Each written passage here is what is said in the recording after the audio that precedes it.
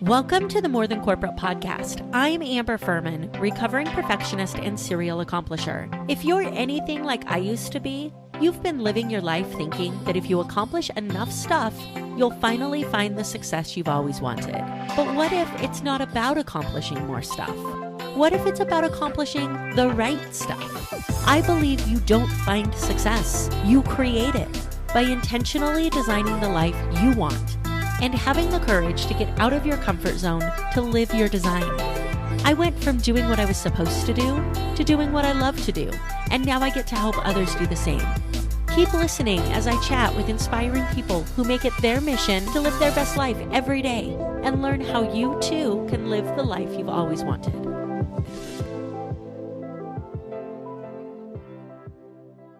It is absolutely crazy to me that we just released episode 263 of the podcast. I think that if my calculations are right, this is going to be episode 264 of the podcast.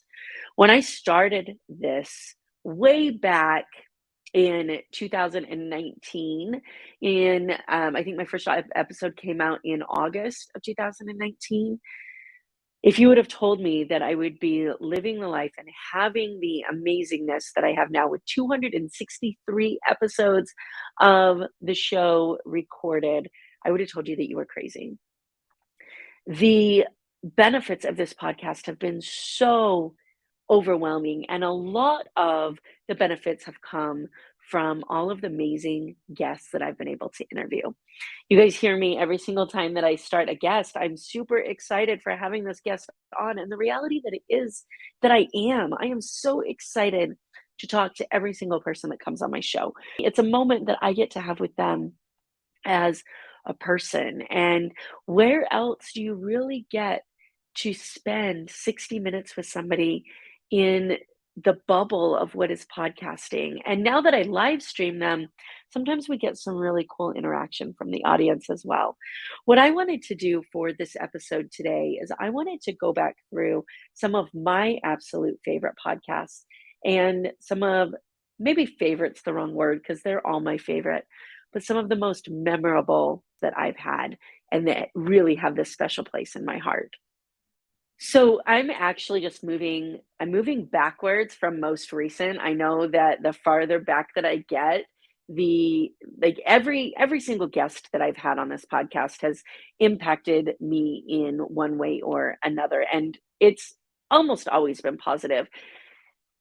So I know that I could seriously say something about every single guest that's been on here, but there are some as I scroll through the guests that just pop out as really being some of my favorite moments. One of the ones that really pop out to me is episode 247, and that was with Dr. Fred Moss. Fred Moss and I really connected over the fact that he was a full-on psychologist that moved into telemedicine, and we talked so much about the labels that people put on themselves that causes them to believe that something's wrong with them, and then that need for reassurance that something's wrong with them, and how sometimes doctors become these confirmers rather than actual diagnosers. And think about how many times this may have happened to you in your life where you have an opinion of something and you are having conversations with somebody looking for a confirmation of that opinion. And when somebody doesn't necessarily give you what you want, then you go to somebody else. I know my bar complaint was just like this. When I got my bar complaint and I knew it was total bullshit, to me, the world was ending. And I wanted to find attorneys that would also tell me that the sky was falling. And I couldn't find them because every attorney that I would talk to would say, "Oh, you got a bar complaint. You're a real attorney now." Because the reality is that it's just part of our world. You'll talk to business owners that'll say you're not a real business owner until you've been sued. Well, when you get in those situations, it feels like your deepest, darkest moment. And you want somebody to reaffirm that life sucks. And then when you connect with people and all they tell you is it's going to be okay, you want to connect with somebody else that's going to share in your misery. Well, how often do we do that with doctors and with psychologists where we just want somebody to confirm that there's something wrong with us? So Fred and I really dug in and talked about what that looked like from a business and entrepreneurial standpoint, and how we could get away from that need to have people validate what we think is wrong with us or sometimes what we think is right with us. So that was a lot of fun.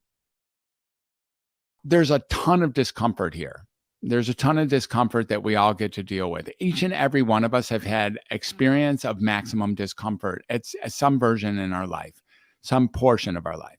And I think when you start looking at just resetting and being with people, I think I would want to listen again to the exact precise nature of your question. But when we start really looking at what it's like to reset with another, we can open up and think from zero. We can start from zero and be curious. Like, if I was that person, I would be thinking exactly as they are, something like that. And Yeah.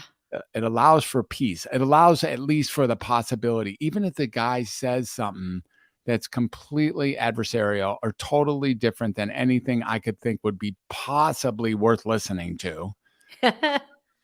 There's something about, wow, isn't that interesting that I'm about to dismiss this dude because he just said something that I decided was dismissible. Yes. And, you know, we talk all the time, especially in the business owner and entrepreneurial space. We talk about how do you reach these bigger goals that you have? And the answer to that in a nutshell, although there's many, is allow your perceptions to expand to the point where what you want is possible and reachable. Well, how do you do that? You quit dismissing people who say things that are different from what you think. And it all goes back to this ability to be human with them. I think the reason that these podcasts that we do are so successful is because the people who listen want validation that those feelings of inadequacy that they have are not just theirs, that other Oh, yeah. people have them as well. I know when I listen to podcasts and somebody says something and it's like you feel it to your core. You're like, man, I know what that feels like, and I'm glad I'm not alone. Telehealth back in the day, when there was a choice of actually going to someone's office or being a telehealth provider, the initial boost of what telehealth was, especially in psychiatry, was extraordinary.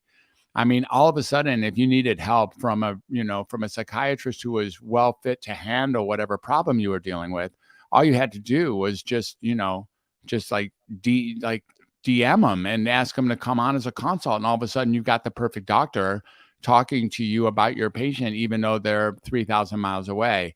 And, telehealth, as now everybody is pretty proficient these days, given the circumstances, everyone's pretty proficient like you and I are doing right here.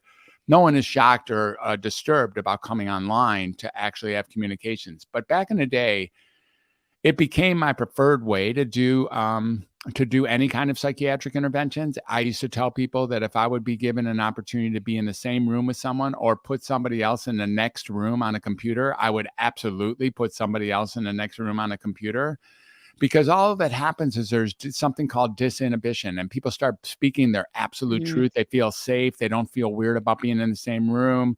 And also, when you're looking at a computer, you're not, now these days we're changing a little bit, but you're not obvious. It's not obvious that people can see you as well as they can.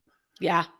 You feel like you're just talking to that person and they can't see every single blemish or every single blink or every single twist and turn. But so people are really, all the guarding gets dropped. And then I can do work with like new patients. When I was practicing psychiatry, new patients, I could do 3 months worth of work in one visit with no problem, because we would just be off and running, sort of like me and you are now. Let's face it, we're 13 minutes in or something like that. And Yeah. we've already explored massive amounts of things that would not have occurred had you and I been in the same office. No way. If you create a space for really radical listening for what other people are saying, a massive amount of magical progress can be made inside telehealth. That simply, I just have to say, if Freud would have known about telehealth, his volumes would have been entirely different. This is such an amazing conversation because I was just having this with somebody 2 hours ago. We were talking about communication for podcasters, and I said it'd be so amazing.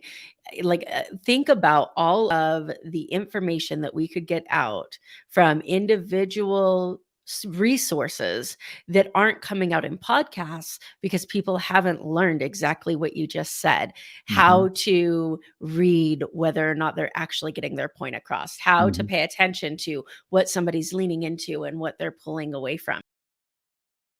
The next one that really screams with me is episode 224 with Michael Coles.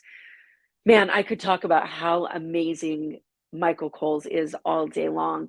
We really dug in to his story from clothing to the founder of the Great American Cookie Company to getting out of your comfort zone and being able to set world records in riding a pedal bike from Georgia, from Atlanta, Georgia, all the way to San Diego. We talked so much about what's necessary in how you deal with your customers and how you separate yourself from the pack by being authentic and true to who you are. He has a book called Time to Get Tough.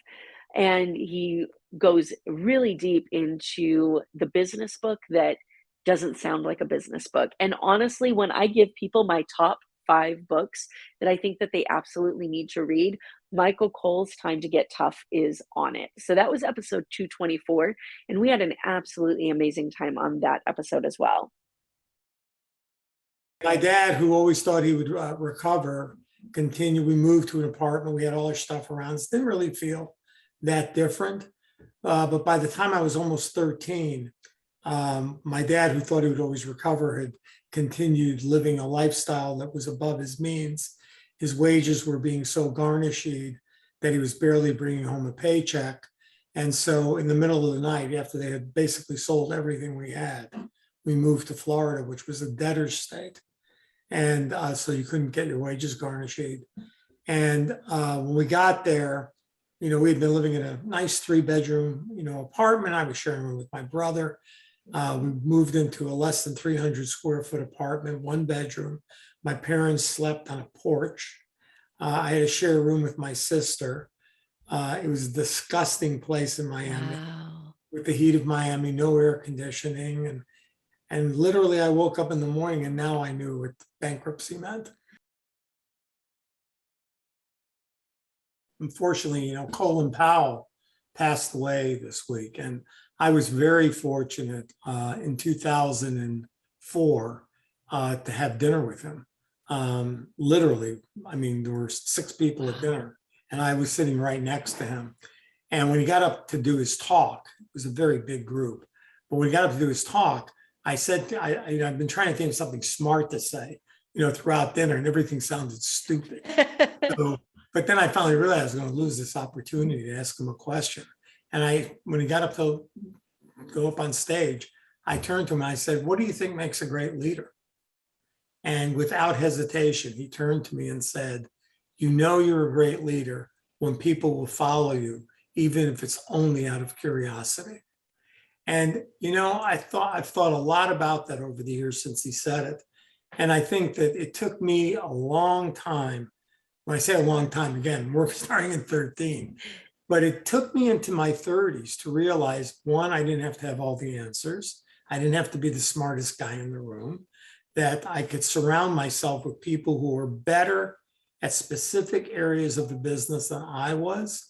And my job was just to lead them to the vision that we had as a company. That was my job.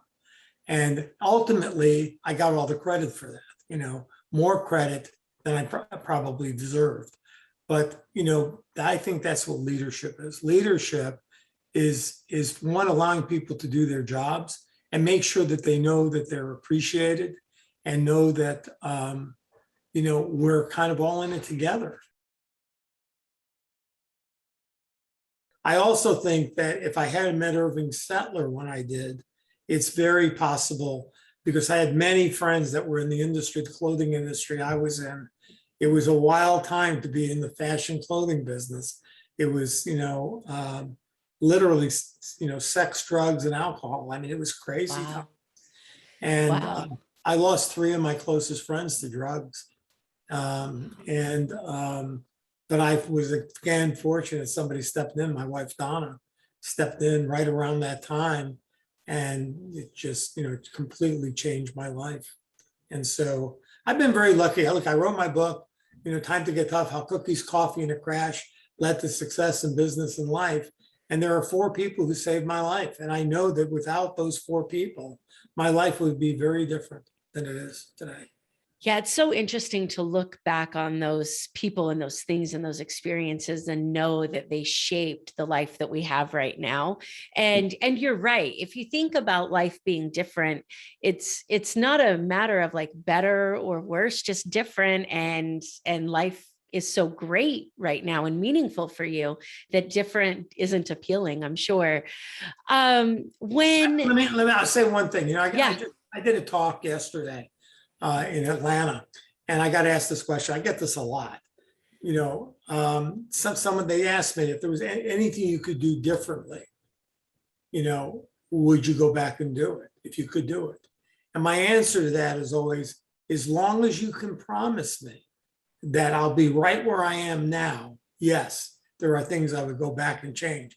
But if you can't promise me that I'm going to at least have what I have now, no, I don't want to change anything. Yeah. And that's such a powerful answer because, we've all seen the butterfly effect movies, the whole Sure. like frequency movies where you change that one thing in your life and then everything else changes. That's supposed to teach us about the blessings and the hard times and all of that stuff.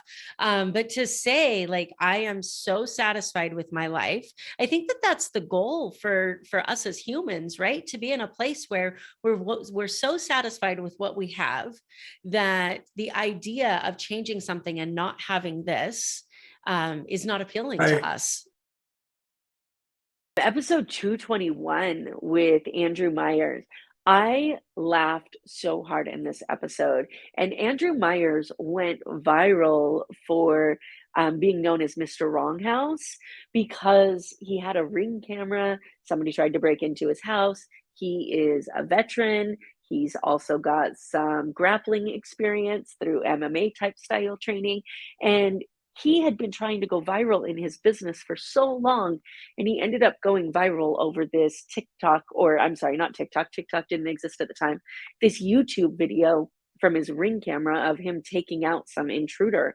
And he started using that for a nonprofit and a good cause. We talked so much about how every single moment is a moment where you try to go you try to be known for certain things. You never know what you're actually going to be known for. It could be the most obscure moment that you never really imagined, that you weren't even trying for, that ends up going viral. And this really is just humanity. We want so much to connect with others. And so we put up these walls and say, how can I be perfect and connect with others? When it is the imperfectness that causes that connection and that laughter and the ability to truly build relationships with people. So that was an amazing episode, episode 221 with Andrew Meyer. I'll do one more on this, and then if you guys like hearing the flashbacks of what I remember from episodes, I'll do more of those. So just let me know whether this is something that you want more of. You said something earlier that makes me think that you came from a non-entrepreneurial background. Is that accurate? Like your Mostly, parents? yes. Okay. I have one experience with it. My mom showed up at the babysitter and was like, I quit the bank and I own a cleaning business now and I'm going to clean houses and I don't have a boss anymore. And I was just like, you can do that? And so I did. I got hit over the head like 3 times. I had a friend that started a business when he was 16, filled it with car parts. So I had seen it. I'd gotten a glimpse of it, but it wasn't part of my community or my world. So how did this happen for you? Was there an influence outside of your family in your world that showed you what it could look like, or did you stumble across it, or Yeah, what happened? I think what happens is in life, you normally have the ability, especially when you're young and you don't have your head full of a lot of other things. You go, hey, man, my dad drank, so I'm never going to drink, or I'm always going to drink. You kind of always learn, you kind of learn from your parents in terms of I'm not going to do that or I'm going to do that. And with whether it was my parents or my teachers or everyone around me, I just thought, I don't want their life. I don't want this. I got to do something different. And so I was always kind of like looking for a way to literally like escape from Indiana and like have a different, broader life. But if you've never done that, if you've never traveled, if you've never met people that are in different situations, then you don't know. It's like telling yourself a fictional story about Narnia or something. It's like, does this exist? Are people doing this? I don't know.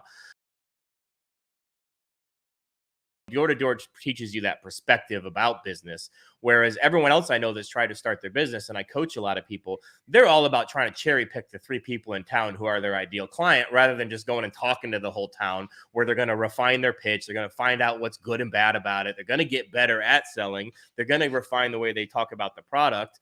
And they're going to get lucky. They're going to bump into a few people who just buy because they're in the right spot at the right time. So yeah, you should take your pride in your ability to give a great pitch every time while hearing no 90% of the time. And then you can literally start any business you want. It's crazy because what you just said is pure gold to begin with. But what happens with those people who are constantly only looking for that target market is those people are never who they think they are, right? And so Yeah, they're reaching out to people and they realize that their problem doesn't, or their product doesn't solve the problem they think it solves. Their target market isn't who they think it is. And all of the real opportunities were over here in this zone that they completely wrote off yep, because they thought that it was going to be too much work or too many no's. exactly. The same actions taken from a different perspective will yield a different result. Yeah, I love that. And also on a different day, right? How many people hear no and then they're like, well, that must be a no forever, right? And they just caught this person on a good day where they didn't think they needed A your product or hundred service, percent. right? Yep. And so it's so crazy because for me, I came from that place where in the last 2 years, I've done so much work to get that like dirty feeling of sales off of me, right? Like that feeling where you go to talk to people and then you feel like you need a shower. And the moment that you realize that this idea of if I build it, people are going to show up. Like if I build it, they're going to come, right? It doesn't work. And you have to get out there and talk to people. And the only way to do that is to be willing to hear no. And as soon as you understand that, like it changes the game. Yep. And then And also, that go ahead. oh no, go ahead.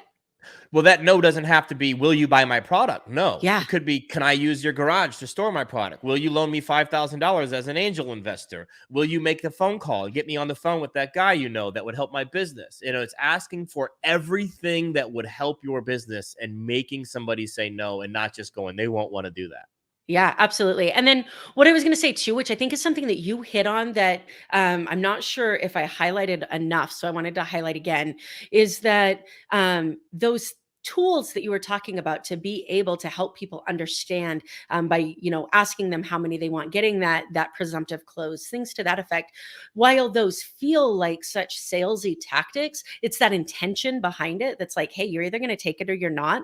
And I think one of the biggest things people need to learn and understand is that if we were capable of getting out of our own way to get the products that we need to live a better life, then we would have done it by now. Those Yep. tools are those mindset tools that allow us to help kind of push people out of their own way because they're stuck for a reason. And your product or service has the ability to get them unstuck. The last one I'll talk about today is episode 196 with Matt Johnson. Matt Johnson is the author of a book called Micro Famous. And this was such an amazing conversation for me and a topic for me that I had never dug into before.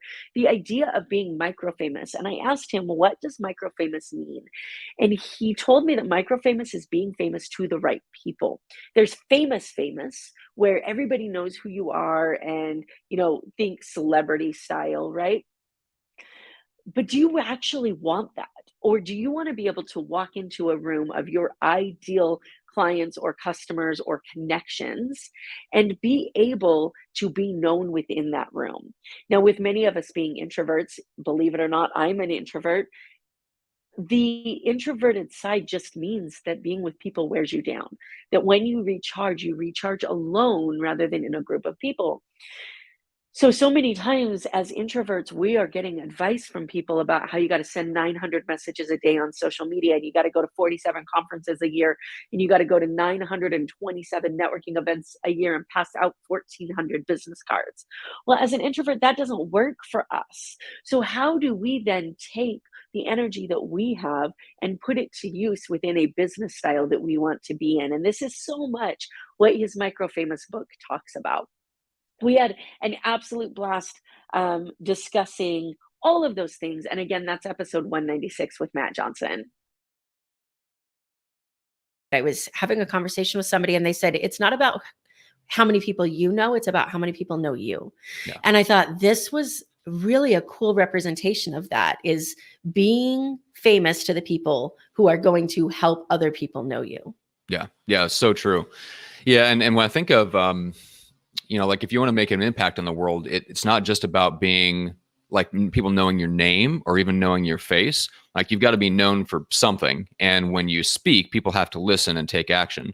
So that's why I'm so keyed in on influence, because if you want to make an impact on the world, when you speak, people got to actually take action.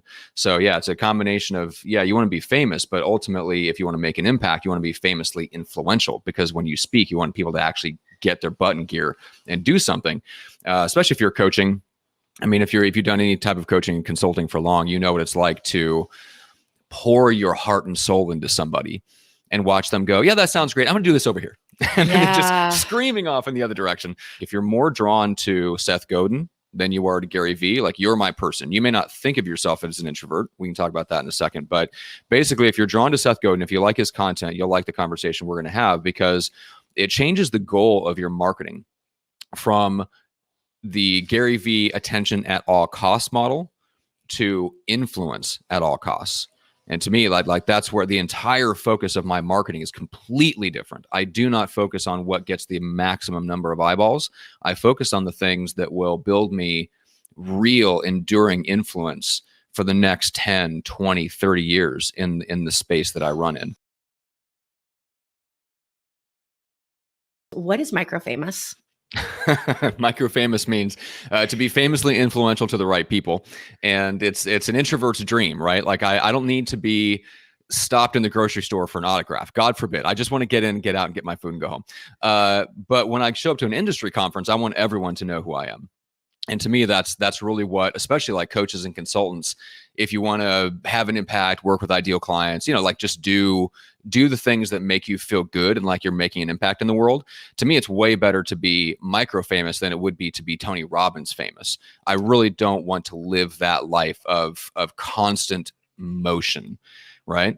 And so, yeah, most of the people that I work with are the same way. Even a lot of the extroverts I work with are not big on social media. They appreciate Gary Vee, but they're not about to go spending all day taking 15 selfies on Instagram. So that's really where Micro Famous came from, was working with those sorts of people and kind of being in the podcasting world, seeing a different way that things can be done, and then just systematizing it.